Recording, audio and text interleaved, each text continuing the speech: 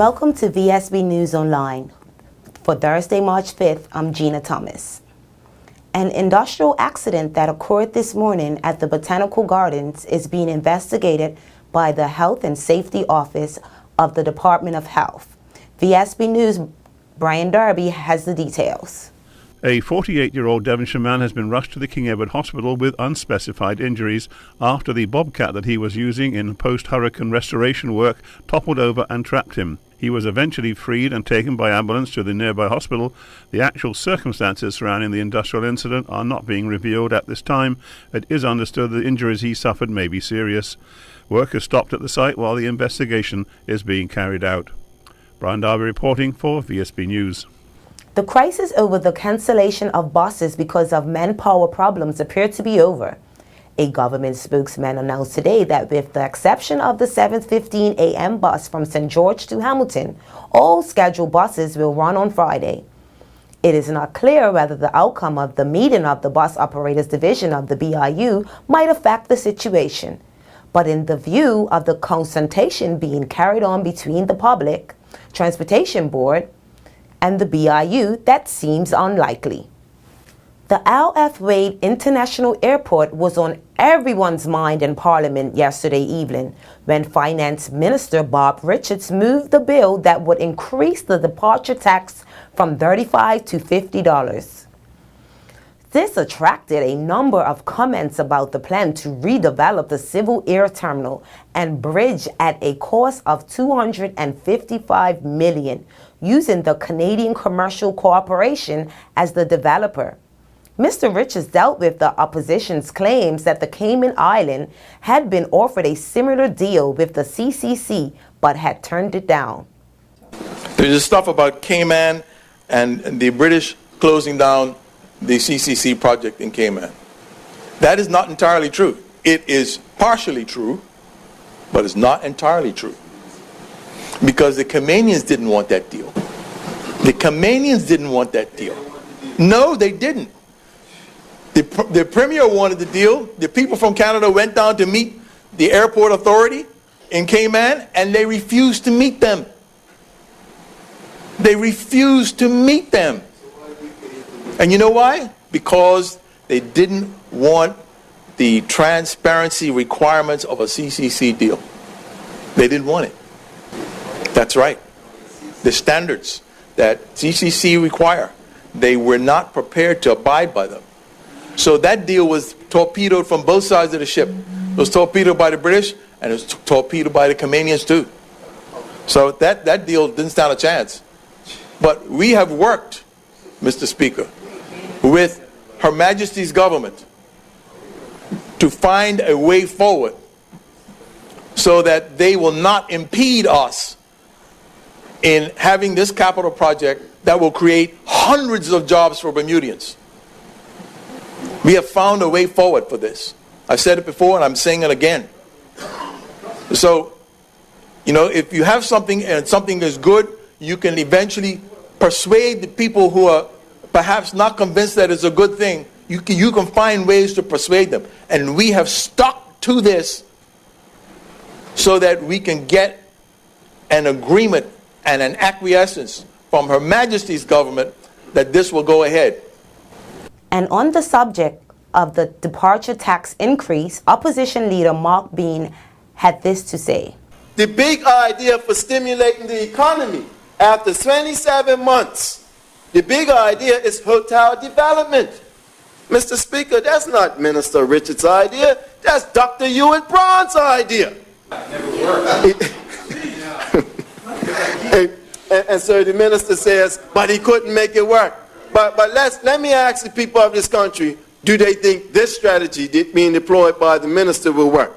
He says that in order to focus on tourism and stimulate the economy, you have to have hotel development. But to have hotel development, you have to have increasing air arrivals, Mr. Speaker. Wouldn't that be the prerequisite for attracting investors? Of course it is.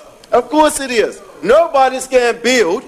Nobody's going to go down the road of malinvestment and build a hotel when there's no one coming through the airport. I mean, and that too is a grade 3 lesson. Mr. Premier. No one's coming. So lo and behold, guess what? Guess what? Our crystal ball Minister of Finance, guess what he does? Tourism is our new focus. Hotel development is our new stimulus, and it's based on air arrivals. So guess what the crystal ball Minister of Finance does? He increases the cost of travel to Bermuda. He raises departure tax. Now, I said it earlier. Let me say it again.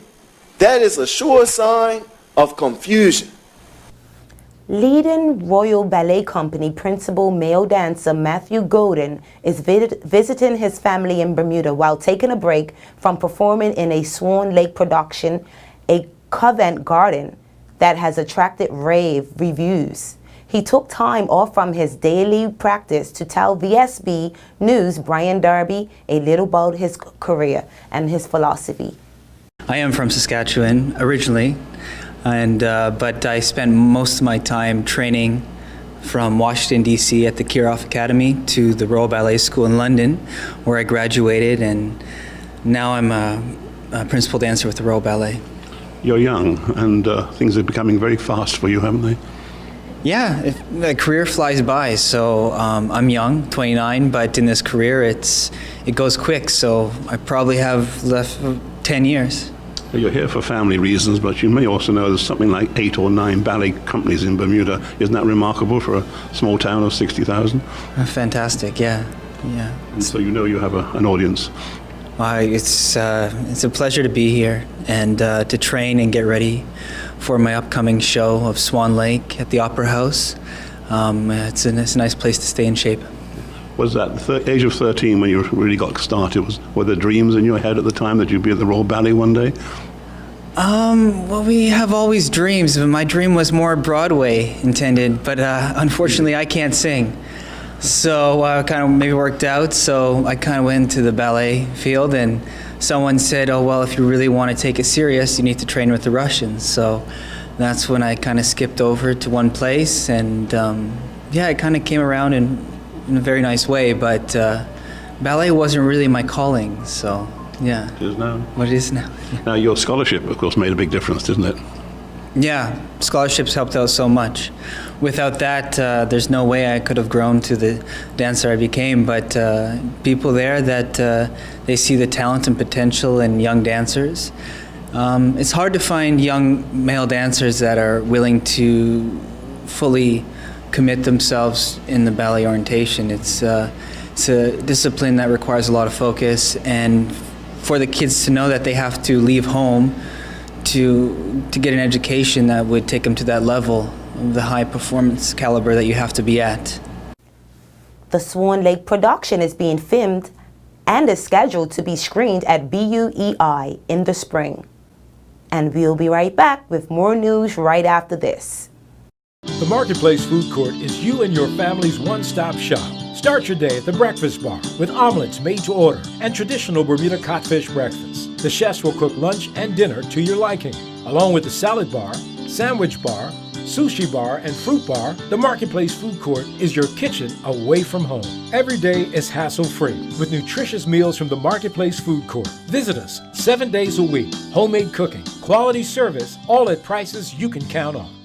For the 1,000 who took part in the August Walk to Walk on Sunday, February 22nd, those who pledged funds and those who will ultimately share in the record total received. Here are the results, read for us by Adrian Smith. The results of the 6th annual August Walks the Walk with the Center on Philanthropy 5K are in. The walk, which took place on February 22nd, saw a total of 1,094 participants with 125 local charities benefiting from the funds raised. This fundraiser is unique in that participants get to choose their favorite charity to receive a portion of their entry fee. All in all, the event raised nearly $35,000 with SCARS, the Bermuda Gymnastics Association, the Bermuda Volleyball Association, and Chewstick as some of the top beneficiaries. Elaine Butterfield, Executive Director of the Center of Philanthropy, said, "We are delighted that the walk raised such a significant amount of money that will benefit 125 nonprofits.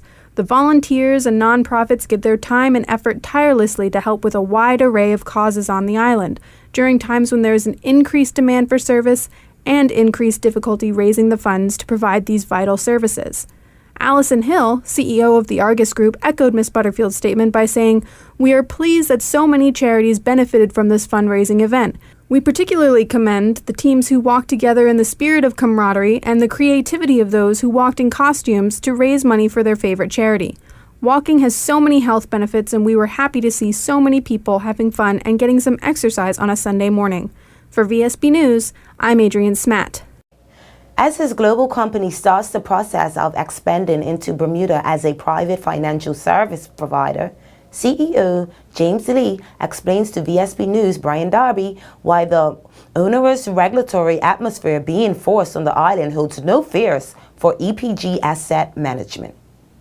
We live in a world where governance is paramount. No matter what you do, you will get criticized because the world's changed. It's and correctly so in many ways. So we just have to behave properly, ensure that we comply.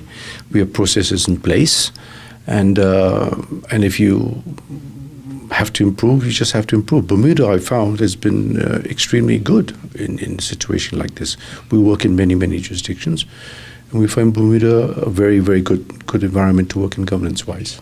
Of course, there's a small aspect that politics is politics. I guess we have to go political way, but at the same time, leave you alone to do what you do best. Well, obviously, we have to comply. We live in a world where governments change and rules come in. We have to comply. But to the extent that you're allowed to do your business, do it legally, and have a level playing field, because many places the playing field isn't level.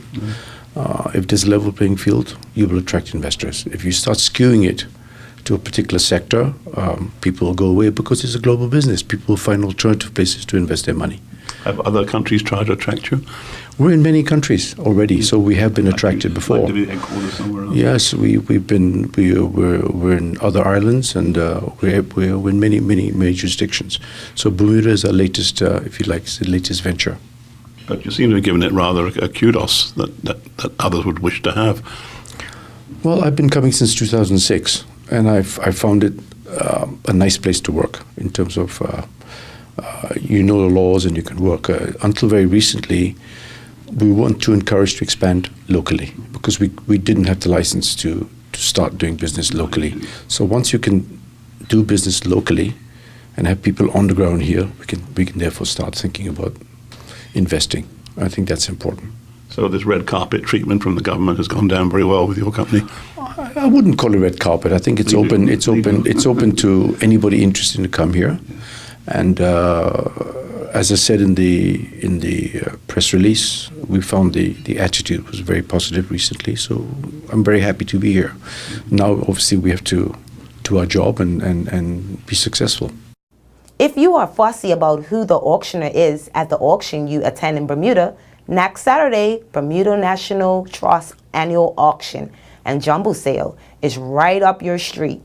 All of the island's top auctioneers will be taking a turn from 10 a.m. until last item is sold.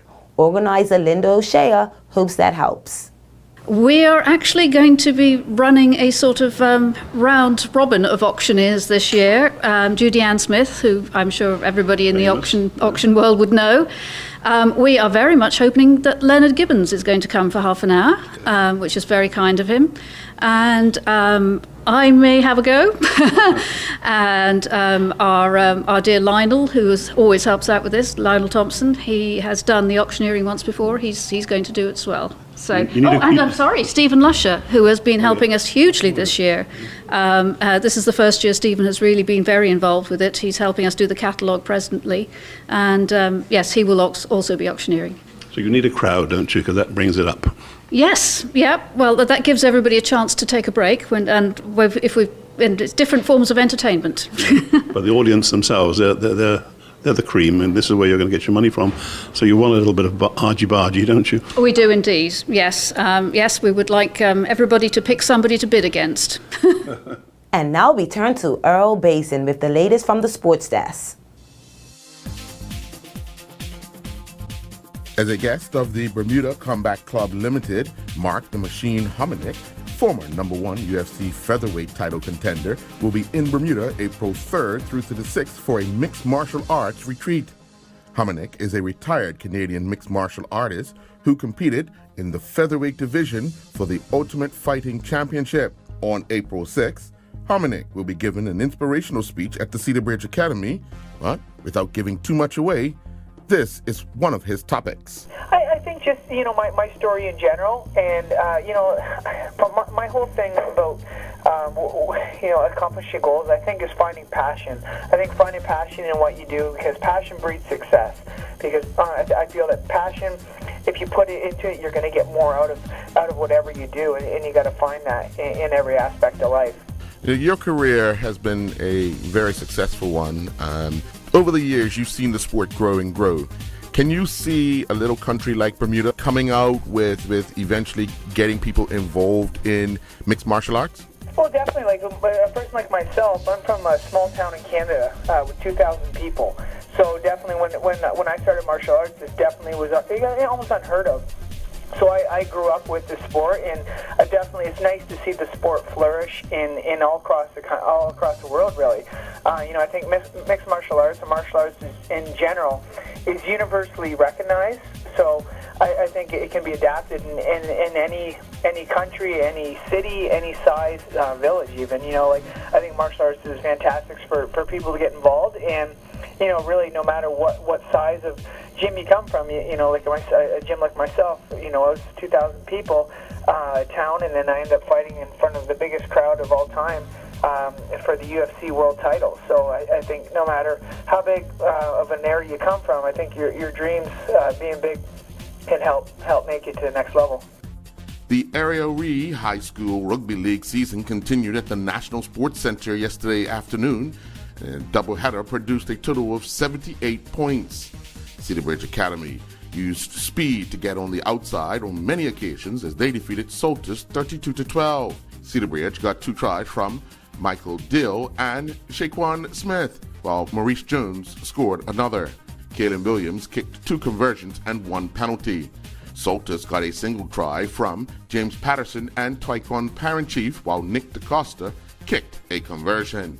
In the second game of the day, Warwick Academy defeated the Barclay Institute 22-12. Patrick O'Shaughnessy led Warwick Academy to victory with 2 tries, while Ferdinand Arnold and Jack DeVarley added a try each.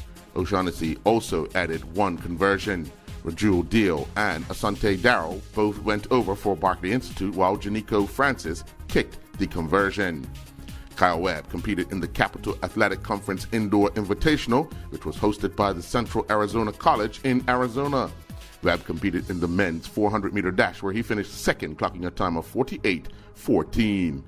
A 17-member team will represent Bermuda at the Carifta Swimming Championships in Barbados. The championships will run from April 4th through to the 7th. The Bermuda team consists of 8 veterans of 3 years or more, while 6 will be making their debut. The Bermuda Carifta team for 2015 consists of Emma Harvey, Madeline Moore, Jesse Washington, Ashley Irby, Shannon Hassel, Ethan Daly, Philip Hagan, Vanessa Esposito, Chile Mazurek, Tyler Mazurek, Peter Kieran, Holly Bruton, Skylar Powell, Keegan Woolley, Megan Lau, Jack Harvey, and Evan Farrow. The Bermuda Bicycle Association's 2015 road race calendar has been approved by the race committee. The BBA will open the 2015 road race season with a team time trial on Sunday, March 21st, starting at 7 a.m. The course will be 2 laps of an 8-mile circuit from Clearwater Beach parking lot to the airport roundabout and back. Teams of 4 will race the course, with the finishing time taken on the wheel of the 3rd member of the team to cross the line. Teams will depart on 3-minute intervals. A Bermuda Under-16 national training squad has been selected to prepare for the upcoming Jean-Pierre tournament in St. Lucia. The tournament will run April 8th through to the 18th. The squad, which has been cut down to 16, is being coached by Camille Evans and Tony Machette. The 16 players vying for a spot in the final 12 will continue to train Mondays, Fridays, and Sundays at Bernard Park. The Bermuda Junior Girls Volleyball team traveled to Boston recently to take part in the New England pre-qualifying tournament. Bermuda competed in the Open 18 division against some steep competition from U.S. club teams. Bermuda went down to the 17 Explosion 25-3, 25-10, Great Bay Barracudas 25-16, 25-11, Antilla 17 Thunder 25-19, 25-17, to Neon 25-2, 25-4, CTVA won 25-10, 25-17, and Team Evo Nationals 25-12, 25-18. And finally, in second spring senior bowling league action at the Work Lanes, it saw the Blue Angels and the Pin Splitters finish 2-2. The Islanders defeated the Newcomers 3-1. Go and Get It defeated the Last Pins 4-0. The Last Minutes defeated the Tigers 4-0, and the Drifters defeated Old and Kickin' 3-1. I'm Earl Baston reporting for VSB Sports. Looking at the weather for Friday, March 6th, there will be sunny periods with 1 or 2 showers developing late night. Winds will be southwesterly and moderate. We are expecting a high near 71 Fahrenheit and low of 64 Fahrenheit. This weather forecast is courtesy of the Bermuda Weather Service. Thanks for watching the VSB News Online Thursday, March 5th. I'm Gina Thomas.